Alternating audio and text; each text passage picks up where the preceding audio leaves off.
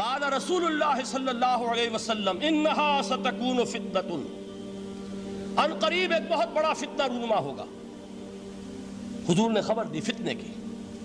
حضرت علی فرماتے اس پر میں نے عرض کیا، قلت، میں نے عرض کیا مل مخرج منہا یا رسول اللہ، اے اللہ کے رسول اس سے نکلنے کا راستہ کون سا ہوگا؟ دیکھیے یہ لکھا ہوا ایگزٹ، نکلنے کا راستہ۔ اور عام طور پر آپ نے دیکھا ہوگا بڑے ہالز میں یہ سرخ روشنی ہوتی ہے، اس میں اس کا اہتمام کیا جاتا ہے کہ اگر خدا نہ خواستہ کوئی حادثہ ہو جائے لوگوں کو معلوم ہو نکلنے کا راستہ کون سا، یہ مخرج ہے۔ حضور نے خبر دی کہ فتنہ ہوگا۔ تو دیکھیے میں ایک بات عرض کیا کرتا ہوں، ذرا توجہ کیجئے۔ ہمارا حال کیا ہے؟ ہم بڑے ریشنلسٹ قسم کے لوگ ہیں، یہ زمانہ ریشنلزم کا ہے۔ اگر ہم ہوتے تو کیا پوچھتے؟ وہ فتنہ کیا ہوگا، کیوں ہوگا، کہاں سے آئے گا؟ ہمارے سوال یہ ہوتے ہیں، کب آئے گا، کیوں، کہاں، کب، کیسے۔ ان سب کی حیثیت علمی سوالات کی ہے۔ بھائی کب آئے گا ایک علم ہے، کیسے آئے گا علم ہے، کہاں سے آئے گا علم ہے، لیکن اصل جو عملی اعتبار سے اہمیت والی شے ہے، بچاؤ کا راستہ کون سا ہوگا محمد الرسول اللہ، یہ بتائیے ہم۔ مل مخرج منہا یا رسول اللہ، حضرت علی نے یہ نہیں پوچھا فتنہ کیا ہوگا، کہاں سے آئے گا حضور، کیوں آ جائے گا، کب آ جائے گا، نہیں، مل مخرج منہا یا رسول اللہ، اے اللہ کے رسول یہ بتائیے کہ جب وہ فتنہ رونما ہوگا تو نکلنے کا راستہ کون سا ہوگا۔ اس کا جواب ہے، ارشاد فرمایا محمد رسول اللہ نے، کتاب اللہ، اللہ کی کتاب ہے وہ مخرج۔ یہ کتاب ہے کہ جس کو تھامو گے تو فتنوں سے محفوظ رہو گے۔ اس کے بعد آپ فرماتے ہیں فیہ نبأ ما قبلکم وخبر ما بعدکم وحکم ما بینکم، اس میں تم سے پہلوں کی بھی خبریں موجود ہیں، عاد اور سمود اور قوم نوح اور قوم ہود اور قوم لوط اور قوم صالح اور آل فرعون، یہ کون ہے؟ من قبلکم، تم سے پہلے۔ وفیہ خبر ما بعدکم، جو کچھ تمہارے بعد ہونے والا ہے اس کی خبریں بھی موجود ہیں، لیکن وہ کیسے ہوں گی؟ وہ بٹوین دی لائنز ہوں گی، وہ بین السطور ہوں گی۔ ان کے لیے انسان کو، آپ کو معلوم ہے ایک عبارت میں سطور ہوتی ہیں اور ایک درمیان میں ہوتا ہے، ان کے کچھ لکھا ہوا نہیں ہوتا۔ You have to read between the lines۔ قرآن میں بعد میں آنے والے حالات بھی درج ہیں، لیکن اس طرح نہیں جیسے کہ پچھلے حالات درج ہیں۔ اس کے لیے ذرا ان ڈیپتھ پونڈرنگ اوور، غور و فکر اور تدبر کی ضرورت ہوگی۔ وَحُکْمُ مَا بَيْنَكُمْ، اور جتنے اختلافات تمہارے اندر پیدا ہوں گے تا قیام قیامت، ان سب کا فیصلہ بھی اس کتاب میں موجود ہے۔ وَهُوَ حَبْلُ اللَّهِ الْمَتِينُ وَهُوَ الذِّكْرُ الْحَكِيمُ، یہی تو ہے وَهُوَ الصِّرَاطُ الْمُسْتَقِيمُ، سیدھا راستہ اور کون سا؟ یہی قرآن تو ہے۔ ہر رکعت میں کہتے ہو اہدنا الصراط المستقیم، اور قرآن دیا ہوا ہے اس پر غور نہیں کرتے۔ عجیب تماشا ہے ہمارا، نماز کی ہر رکعت میں اہدنا الصراط المستقیم، اور حضور فرمایا وَهُوَ الصراط المستقیم، صراط مستقیم یہ قرآن ہی تو ہے، الذکر الحکیم یہ قرآن ہی تو ہے، وَهُوَ حبل اللہ المتین، اور یہی ہے اللہ کی مضبوط رسی۔ آپ نے قاری صاحب سے وہ آیات سنی سورہ آل عمران کی، وَاعْتَصِمُوا بِحَبْلِ اللَّهِ جَمِيعًا وَلَا تَفَرَّقُوا، اللہ کی رسی کو مضبوطی سے مل جل کر تھامو اور تفرقے میں مبتلا نہ ہو۔ تفرقہ ہوگا تو کیا ہوگا؟ تمہاری ہوا اکھڑ جائے گی۔ آج آپ کو معلوم ہے دول عرب اگر یہ یکجا ہو جائیں، ایک دن کے لیے اسرائیل قائم نہیں رہ سکتا۔ امریکہ نہیں، امریکہ کا باپ اسے قائم نہیں رکھ سکتا۔ اگر امت عرب ہی جمع ہو جائے، عالم اسلام تو بڑی شے ہے، جو وسائل ان کے پاس ہیں، جو اللہ تعالیٰ نے ان کو نعمتیں عطا فرمائی ہیں، لیکن افتراق، انتشار، اختلاف، جتھے بندی، گروہ بندی، دھڑے بندی، اس نے اسرائیل کا خنجر ان کے سینے میں پیوست کیا ہوا، اس لیے کہ فَتَذْهَبَ رِيحُكُمْ، اگر تم اختلاف کرو گے تو تمہاری ہوا اکھڑ جائے گی۔ آج وہ ہوا اکھڑ چکی ہے۔ تو فرمایا وَاعْتَصِمُوا بِحَبْلِ اللَّهِ جَمِيعًا وَلَا تَفَرَّقُوا، اللہ کی رسی کو مضبوطی کے ساتھ مل جل کر تھامو اور تفرقے میں مت پڑو۔ حضور فرما رہے ہیں وہ اللہ کی رسی کون سی؟ ہوا حبل اللہ المتین، یہی قرآن ہے اللہ کی مضبوط رسی۔ علامہ اقبال نے کیا خوب کہا ہے، علامہ اقبال نے قرآن اور حدیث کے حقائق کو جس طریقے سے اشعار کا جامع پہنایا ہے، وہ تو خود کہتے ہیں گوہر دریائے قرآن سفتام، میں نے قرآن مجید کے دریا سے موتی نکال کر اپنے اشعار کے اندر میں نے چن دیے ہیں، میرا کام اور کچھ نہیں ہے۔ موتی کوئی بھی غواص پیدا نہیں کرتا، دریا کی گہرائی سے نکال لاتا ہے۔ یہ میری حکمت نہیں ہے جو میرے اشعار میں ہے، یہ میں نے قرآن مجید کے دریا میں غوطہ زنی کر کے اس سے یہ موتی نکالے، گوہر دریائے قرآن سفتام۔ اب دیکھیے اسی حدیث کے اس ٹکڑے کو کیسے شعر میں لائے ہیں۔ از یک آئینی مسلمان زندہ است، پیکرے ملت سے قرآن زندہ ہست۔ مسلمان کی زندگی تو ایک آئین کے بدولت ہے، یہ آئین قرآن، جو کہا تھا کبھی قائد اعظم مرحوم نے جب پوچھا گیا تھا کہ آپ کے پاکستان کا دستور کیا ہوگا، کیا فرمایا تھا یاد کیجئے کہ ہمیں کسی نئے دستور کی ضرورت نہیں، ہمارا دستور 1400 برس پہلے طے ہو چکا ہے۔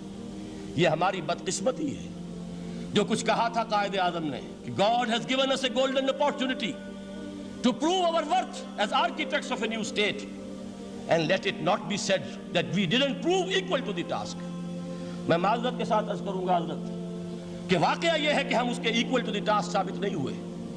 قائد اعظم کا دیا ہوا پاکستان آج دنیا میں موجود نہیں ہے، اس کا ایک حصہ اپنے نام سے دستبردار ہو کر بنگلہ دیش بن چکا ہے، اس نے اپنی تاریخ کو خیر بات کہہ دیا ہے۔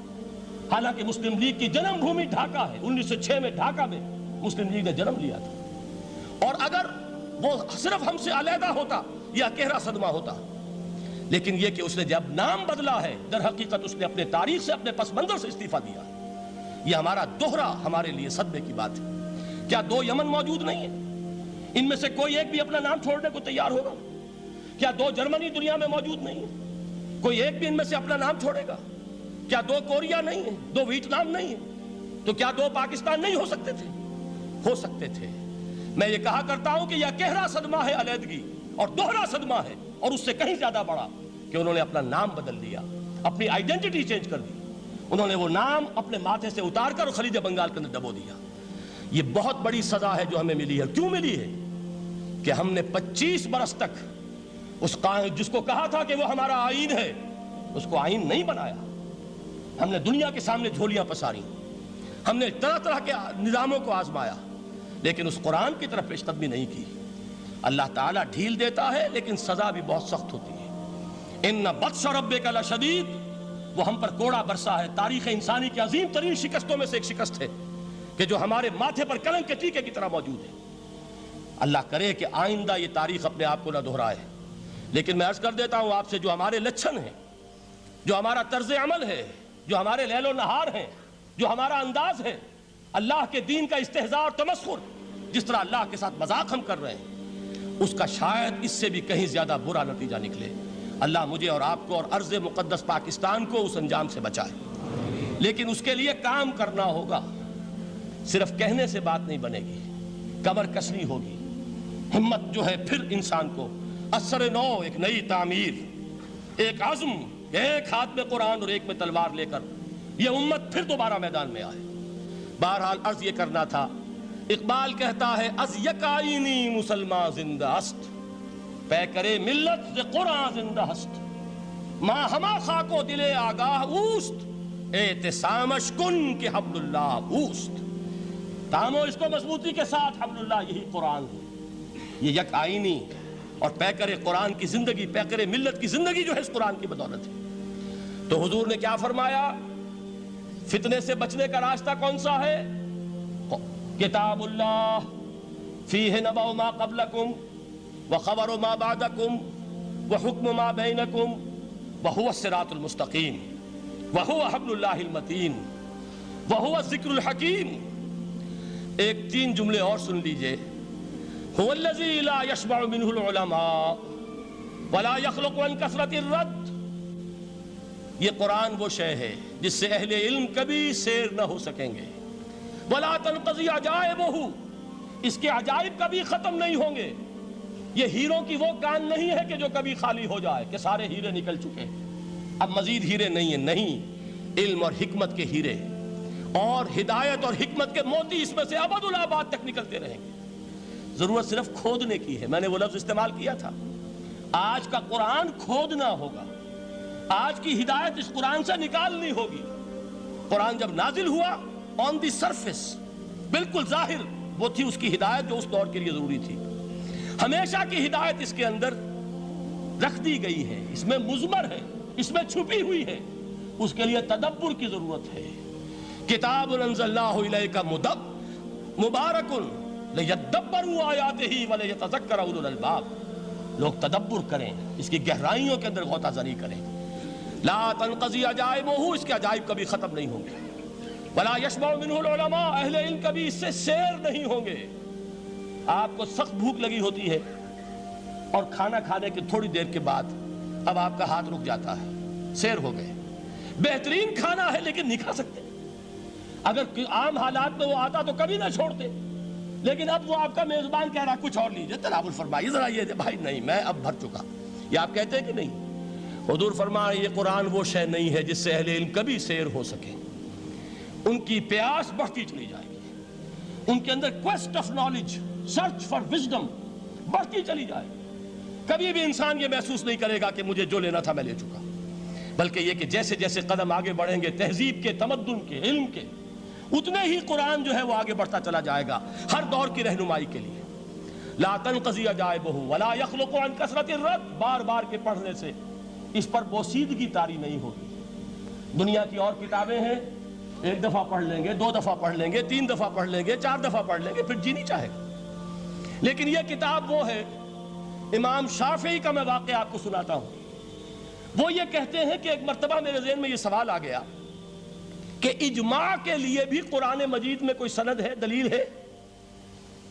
سب مانتے ہیں کہ اجماع جو ہے سورس ہے قرآن کے اسلامی قانون کی، جس پر کہ امت کا اجماع ہو جائے۔ تو کہتے ہیں میں نے 300 مرتبہ قرآن پڑھا اول سے آخر تک، صرف اس دلیل کی تلاش میں۔ 300 مرتبہ مجھے نہیں ملی، 301ویں مرتبہ جب پڑھ رہا تھا مجھے روشنی مل گئی۔ وہ یبتغی غیر سبیل المومنین کے جو الفاظ آئے ہیں، نولہ ما تولی ونصلہ جہنم، جو کوئی شخص مسلمانوں کے راستے کو چھوڑ کر کوئی اور راستہ اختیار کرے گا ہم اسے اسی کے حوالے کر دیں گے اور جہنم میں پہنچا دیں گے۔ معلوم ہوا مسلمانوں کا جس پر اجماع ہو جائے اس کو بھی ایک سند حاصل ہے، یہ مسلمانوں کا مجمع علیہ ایک راستہ ہے، اس کو بھی ایک سند اور دلیل کی حیثیت حاصل ہے۔